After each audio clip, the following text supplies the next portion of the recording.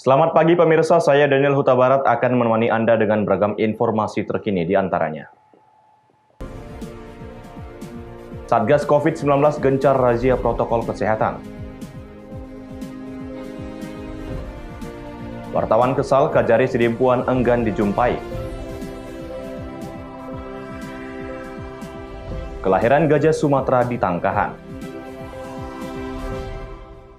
Selain cuplikan berita tadi, kami juga akan menghadirkan beragam informasi lainnya. Pemirsa, kita jelang sumut hari ini pagi selengkapnya.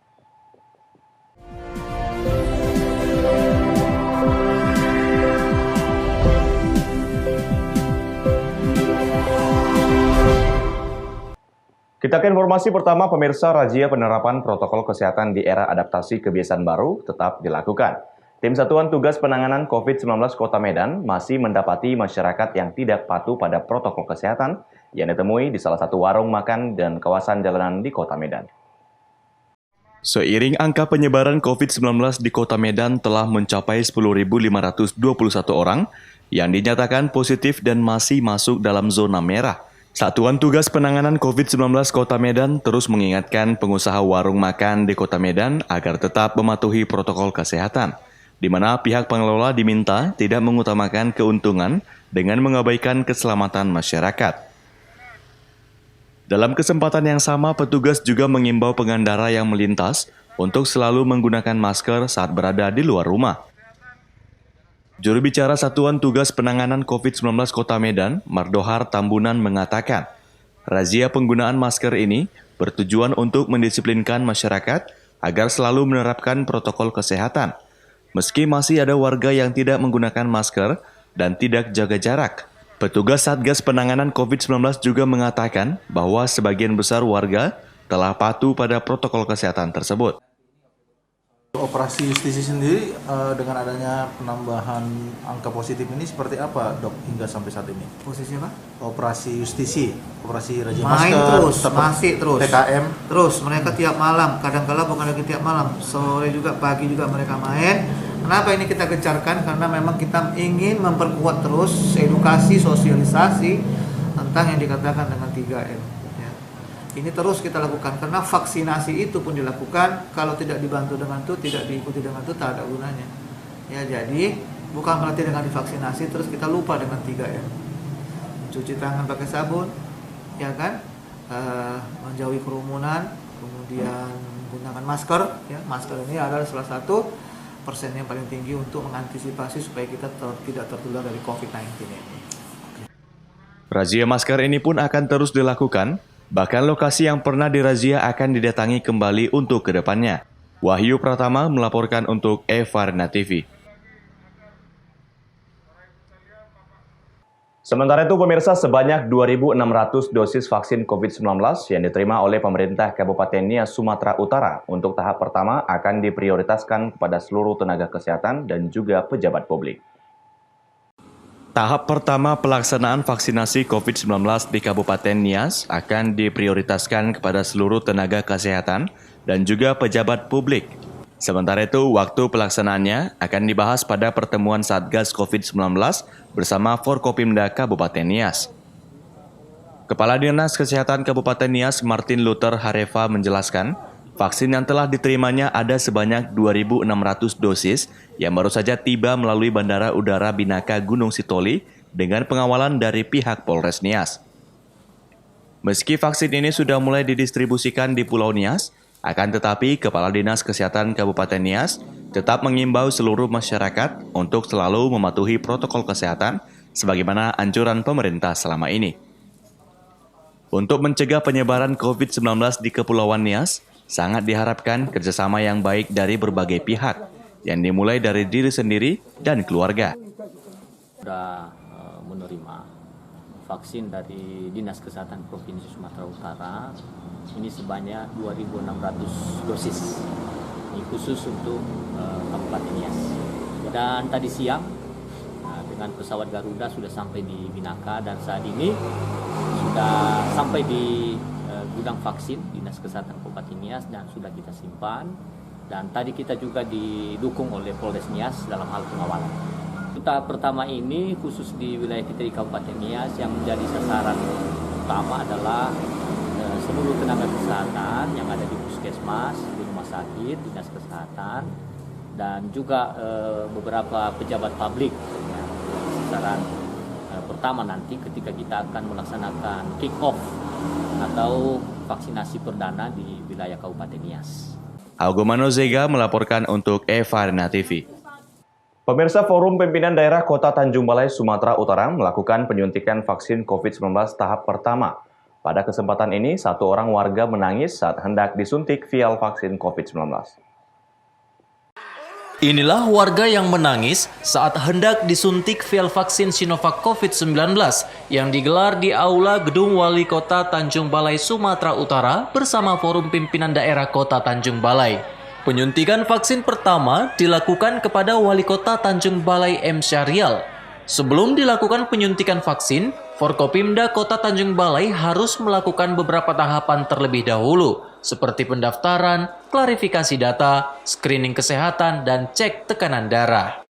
Yang saya rasakan pertama divaksinasi agak nyerih sedikit, tapi alhamdulillah saya sudah melewati kurang lebih setengah jam, 30 menit, tapi alhamdulillah tidak ada reaksi apapun di dalam tubuh saya. Hal ini menunjukkan apa, Pak?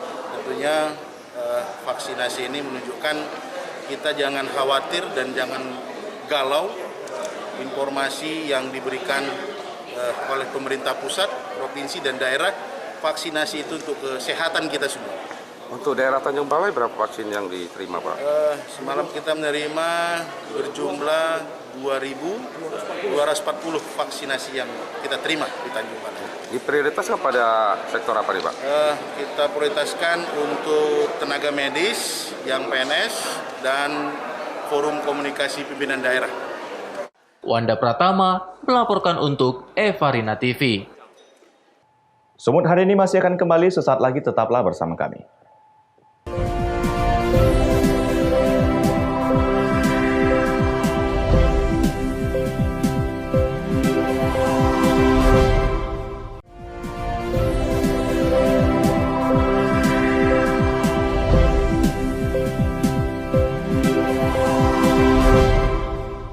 Terima kasih Anda masih bersama kami. Pemirsa, sejumlah wartawan di Kota Padang Sidempuan kesal kepada Kajari Sidempuan karena sulit untuk dijumpai. Kajari dianggap pilih kasih dalam memberikan informasi kepada wartawan. Sejumlah wartawan dari media lokal dan nasional di Kota Padang Sidempuan akhirnya kesal karena tidak bisa melakukan konfirmasi dengan Kajari Sidempuan. Kekesalan sejumlah awak media ini berawal saat Kajari Sidempuan melakukan konferensi pers terkait kasus dugaan korupsi COVID-19 di jajaran Pemko Sidempuan. Namun sayangnya sebagian wartawan tidak mendapat informasi adanya konferensi pers tersebut. Saat konferensi pers digelar, hanya segelintir wartawan yang diberi informasi. Awak media semakin kesal ketika petugas kejaksaan yang menjumpai wartawan menyampaikan informasi yang tidak jelas. Awalnya disampaikan, Kajari Sidempuan sedang fitkom sehingga tidak bisa diganggu. Namun beberapa saat kemudian disampaikan bahwa Kajari sedang menerima tamu. Kekesalan wartawan makin menjadi-jadi ketika petugas Kejaksaan Negeri Sidempuan menyampaikan bahwa Kajari sudah keluar kantor dan tidak bisa menjumpai wartawan. Bang, apa masalahnya tadi, Bang? Semalam itu kan dia bikin konferensi pers, Kajari Sidempuan. Yang dibilangnya cuma 3 orang wartawan. Di Sidempuan sama Tapsil ini kan ratusan wartawan. Nah, tadi kita rame-rame ke sana minta bikin lagi konferensi pers. Tapi alasannya banyak kali. Pertamanya katanya dia ada di dalam, lagi pikom dengan kaca tinta siapalah katanya.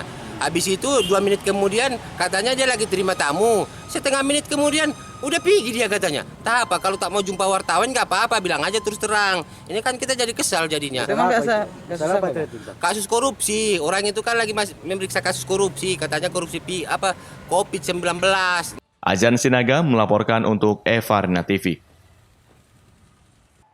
Sementara itu pemirsa, tak kunjung mendapat perhatian dari pemerintah Kabupaten Karo, warga lakukan galang dana guna membantu pembangunan tembok penahan longsor di Kota Brastagi, Kabupaten Karo. Langkah ini pun dilakukan untuk mengantisipasi adanya korban jiwa jika sewaktu-waktu terjadi longsor susulan. Tak kunjung mendapatkan perhatian dari pemerintah Kabupaten Karo, Warga Lorong Ikutan Van Leit, Kota Brastagi, Kabupaten Karo, Sumatera Utara, melakukan aksi galang dana swadaya masyarakat untuk membangun tembok penahan tanah demi mengantisipasi adanya longsor susulan.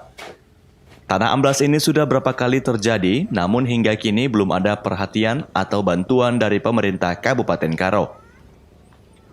Menurut Kepala Lingkungan Lorong Ikutan, aksi galang dana ini dilakukan untuk pembangunan tembok penahan tanah dengan meminta bantuan secara sukarela kepada warga sekitar. Dikhawatirkan tanah akan amblas dan menimpa pemukiman penduduk, yang tepat berada di bawahnya dan berpotensi menimbulkan korban jiwa. Dirinya juga menjelaskan pemerintah Kabupaten Karo telah meninjau lokasi namun hingga kini belum ada tindak lanjut dalam pembangunan tembok penahan tanah. Warga pun berharap agar pemerintah Kabupaten Karo segera membantu membangun tembok penahan tanah agar tidak terjadi tanah amblas dan menimbulkan korban jiwa. Kita yang berbentuk material, yang memberikan donasi material, kita juga terima material. Begitu juga ada yang dengan materi, langsung kita serahkan kepada yang mempunyai rumah. Secara kekeluargaan, secara budaya Karo, kita itu datang rame-rame ke rumah, menyerahkannya bagi masyarakat. Harapannya kepada pemerintah, juga kepada masyarakat, utamanya kepada masyarakat untuk tidaklah artinya mengikis tanah, karena ini daerah tebing semua, janganlah kikis itu kepada harapan kepada masyarakat. Juga untuk pola membuang sampah sembarangan, itu salah satunya karena dapat menimbulkan tanah menjadi pengapuran. Kepada pemerintah, ya kami sangat berharap besar. Lihatlah ini artinya, ini nilai totalnya sangat tinggi sebenarnya pembangunan ini. Tapi bagaimanapun kami tetap upayakan demi keselamatan lingkungan kita. Itulah harapan kepada pemerintah, kepada DPRD kita. Melihat inilah swadaya yang kami lakukan, bukan berbiaya kecil, tapi demi masyarakat kita tetap bekerja sama. Sementara itu warga yang berdomisili tepat berada di belakang tanah amblas ini berterima kasih dengan adanya bantuan dari warga sebab sejauh ini untuk pembangunan tembok penahan sementara dibangun dengan seadanya serta biaya pribadi. Bang, ini kita sudah punya bahan ya Bang, apakah kita ada harapan kepada pemerintah Perkim atau secara mandiri kita buat semampu yang bisa kita buat supaya tidak terjadi hal-hal yang kita takutkan. Berarti ini langkah antisipasi kita membuat bronjong sendiri nih Bang? Iya, ini kita buat bronjong sendiri, ada bantuan juga dari beberapa rekan-rekan masyarakat di sini. Ya, tadi ada bantuan dari organisasi Pemuda Batak Bersatu. Nah, itu sangat membantu kami untuk melanjutkan pembuatan tembok penahan. Nah, hingga saat ini pemerintah dari Pemkab sendiri sudah ada belum Bang yang memberikan bantuan atau meninjau ya? Melalui Kepling kami berusaha untuk memfasilitasi, kami bertemu untuk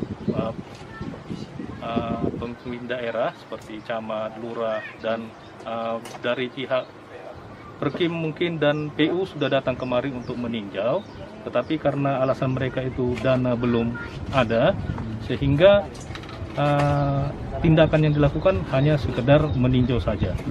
Chandra Bukit melaporkan untuk Eva Rena TV. Dari Simalungun, Sumatera Utara, pemirsa, untuk menciptakan lingkungan bersih, asri, indah, dan nyaman, pemerintah Desa Bandar Dolok, Kecamatan Dolok Pandribuan, Simalungun, menggalakkan Jumat Bersih setiap minggunya. Demi menciptakan lingkungan kerja yang nyaman dan bersih, pemerintah Desa Bandar Dolok, Kecamatan Dolok Pandribuan, kembali menggalakkan program Jumat Bersih. Untuk itu, seluruh perangkat desa melakukan kerja bakti usai pelaksanaan apel dengan membersihkan seluruh area di lingkungan kantor. Menurut Kepala Desa Bandar Dolok, budaya bersih-bersih bersama akan terus dilaksanakan setiap hari Jumat sesuai anjuran Bupati Simalungun JR Saragi. Sebab kegiatan tersebut dapat mencerminkan pola hidup sehat dan menciptakan lingkungan kerja yang nyaman dan bersih. Menurutnya, kegiatan ini juga bermanfaat bagi kesehatan, terlebih di masa pandemi COVID-19. Kegiatan kalau di Nagori Bandar Dolok setiap hari Jumat kita lakukan itu Jumat Bersih. Dan melalui seluruh perangkat Nagori, Maujana, untuk mengajak seluruh warga Nagori Bandar Dolok untuk melakukan Jumat Bersih di setiap dusun-dusun masyarakat tersebut. Dan biar kita galakkan lagi untuk gotong royong seperti dulu yang bermodalkan gotong royong untuk masyarakat Nagori Bandar Dolo. Kita ajak semua warga kita untuk Jumat bersih, biar kebiasaan nanti ke depan untuk hari untuk bergotong royong. Selain di lingkungan kantor desa, program Jumat Bersih juga digalakkan di lingkungan pemukiman warga dengan tujuan menumbuhkan rasa bergotong royong, memiliki, dan budaya hidup sehat. Eko Hendriawan melaporkan untuk Elvarina TV. Sumut hari ini masih akan kembali sesaat lagi, tetaplah bersama kami.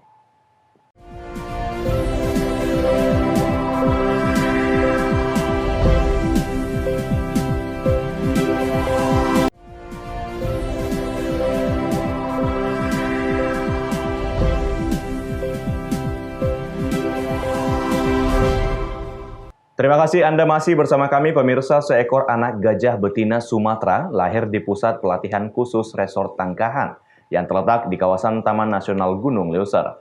Dengan lahirnya anak gajah ini, maka koleksi gajah di Tangkahan bertambah menjadi 9 ekor. Seekor anak gajah betina Sumatera dengan bahasa Latin Elephas maximus sumatranus lahir di pusat pelatihan khusus Resort Tangkahan yang terletak di kawasan Taman Nasional Gunung Leuser yang berada di Desa Namo Sialang, Kecamatan Batang Serangan, Kabupaten Langkat, Sumatera Utara. Anak gajah yang belum diberi nama ini lahir dari induk bernama Sari yang berusia 42 tahun pada 1 Februari 2021 pukul 4 dini hari. Anak gajah tersebut lahir dengan lingkar dada 104 cm, tinggi bahu 80 cm, dan berat 60 kg dalam keadaan sehat dan fisik yang lengkap. Kelahiran anak gajah ini merupakan kelahiran yang kedua dari induknya, di mana sebelumnya induk gajah bernama Sari ini juga melahirkan satu anak pada tahun 2012 lalu dan diberi nama Amelia. Induk gajah yang bernama Sari ini merupakan hasil penangkapan gajah liar di blok hutan wilayah Gampong Kuede Ulugle di Kecamatan Bandar 2, Kabupaten Pidijaya, Provinsi Aceh pada tahun 1991. Kelahiran anak gajah pertama kali diketahui oleh Mahot atau pawang gajah pada saat melakukan pemeriksaan rutin. Mengetahui satu ekor induk gajah akan melahirkan, petugas langsung melakukan penanganan untuk proses kelahiran. Proses yang dilakukan petugas yaitu mengamankan lokasi kelahiran, menjauhkan gajah lain dari lokasi kelahiran, berkonsultasi dengan dokter hewan untuk arahan penanganan kelahiran, mengawasi proses kelahiran, dan setelah melahirkan, induk dan anak gajah pun dipindahkan ke lokasi khusus.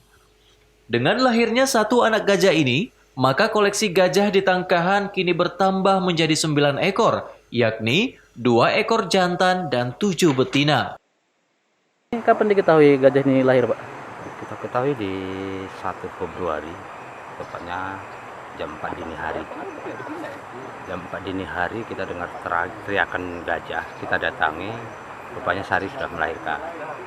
Dan setelah itu kami lakukanlah seperti biasanya kami melakukan gajah-gajah yang melahirkan sebelumnya. Pertama kami lihat kondisi bayinya, jenis kelamin dan pengukuran, lingkar dada dan tinggi bahu untuk mengetahui berat badan si bayi. Jadi berapa Pak berat badan bayi gajah ini, Pak? Kalau ini kami hitung semalam itu sekitar 60 kg. Sementara itu, Camat Batang Serangan Ari Ramadhani menyampaikan rasa terima kasihnya kepada Balai Besar Taman Nasional Gunung Leuser atas lahirnya gajah betina dan menambah koleksi gajah di Kabupaten Langkat. Ia juga mengatakan, dengan bertambahnya gajah di Tangkahan semakin menarik minat wisatawan, baik domestik maupun wisatawan internasional. Saya mengucapkan terima kasih kepada semua pihak terkait, terutama pihak TNGL, di mana pada beberapa waktu lalu telah lahir gajah betina yang menambah populasi gajah di Tangkahan, Kabupaten Langkat. Semoga dengan bertambahnya gajah di Tangkahan dapat juga menambah wisatawan domestik maupun internasional. Wahyu Pratama melaporkan untuk Elvarina TV. Informasi berikutnya, pemirsa, tak dapat merayakan Imlek di luar negeri karena pandemi COVID-19. Warga etnis Tionghoa mulai berburu pernak-pernik Imlek untuk menghiasi rumah. Bunga sakura serta lampion yang paling banyak diburu warga. Suasana merah mulai menghiasi sebuah toko pernak-pernik yang berada di Jalan Brigjen Katamso, Kota Medan, Sumatera Utara. Sejumlah pernak-pernik sudah siap untuk diburu. Pemilik toko mengatakan pernak-pernik Imlek ini sudah mulai diburu warga sejak 2 minggu lalu. Banyaknya warga yang mencari pernak-pernik untuk menghiasi rumah dikarenakan tidak dapat merayakan Imlek di luar negeri karena pandemi COVID-19. Warga sendiri pada tahun ini banyak berburu bunga sakura. Di toko ini terdapat bunga sakura mulai dari ukuran kecil hingga berukuran 5 meter. Tidak hanya menjual bunga sakura, sejumlah pernak-pernik Imlek juga tersedia di sini, mulai dari lampion, gantungan tulisan Cina hingga angpau. Harga pernak-pernik dibanderol mulai dari Rp10.000 hingga jutaan rupiah. Tahun ini pernak-pernik kita waktu memasuki bulan 2 minggu yang lalu udah mulai masyarakat udah mulai mencari pernak-pernik. Tahun ini kebanyakan masyarakat banyak mencari pohon bunga sakura. Bunga sakura mereka kebanyakan minta yang tinggi itu. Kita ada sediain mulai dari yang 1,5 meter sampai 4 meter gitu. Dan warna juga motif bunga baru juga banyak tahun ini. Kalau itu kan angpau banyak juga mereka memburu angpau dan lampion. Lampion tahun ini juga banyak juga lampion-lampion baru itu motif-motif baru. Pemilik toko mengatakan penjualan cukup mengalami peningkatan meskipun di tengah pandemi. Antusias warga cukup tinggi karena tidak dapat merayakan Imlek di luar negeri sehingga merayakan Imlek di rumah masing-masing. Daniel Pekuali melaporkan untuk Evarina TV. Pemirsa, demikianlah rangkaian informasi dalam Sumut hari ini pagi. Saya Daniel Huta Barat, mewakili kerabat kerja yang bertugas, pamit undur diri. Terima kasih dan sampai jumpa.